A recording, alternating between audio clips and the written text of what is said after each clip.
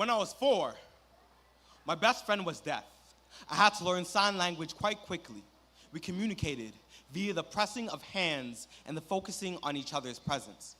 Every conversation, a secret handshake, a smile exists in every language. Our joy was the loudest kind of beautiful. Our laughter, a reckless noise that echoed through our London apartment complex. When I was 4, my mother introduced me to God in the cutest way possible. She said Jesus was her best friend and asked if I would be his friend too. And we communicated the same way me and Yusuf did, through the pressing of hands and the focusing on each other's presence. And ain't that just like God? To speak in signs. My mother says if you're ignorant to the hand of God in everything, your prayers will always sound like dial tone. But that summer, my parents told me we're moving away to Toronto, and everything grew silent. The 4-year-old in me wished that hands were actually telephones. That way we'd never be disconnected. But I'm far away from London and every day trying to get closer to God.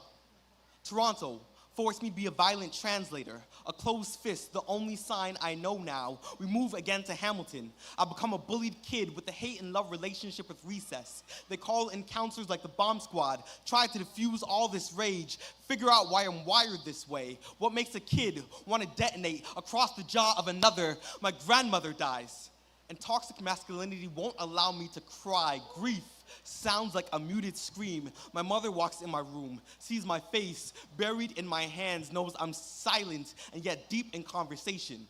And the dark of the sky cries when no one is looking.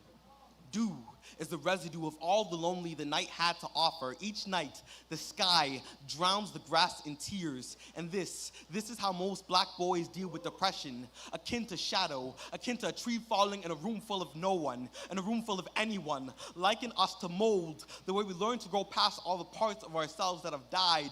And it's nights like this that I miss God the most. And ain't he the best type of friend?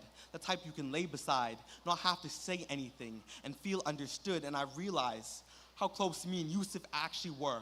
How silence is our mother tongue.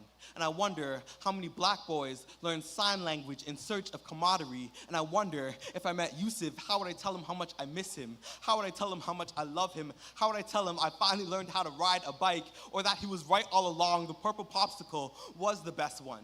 There's so much integrity in sign language, how your words and your actions have to match. And I wonder what it means that I've forgotten it all. But love has its own divine decibel, an audio wave greeting the best parts of ourselves. When something is this loud, this beautiful, you don't necessarily hear it anymore. You feel it in your chest.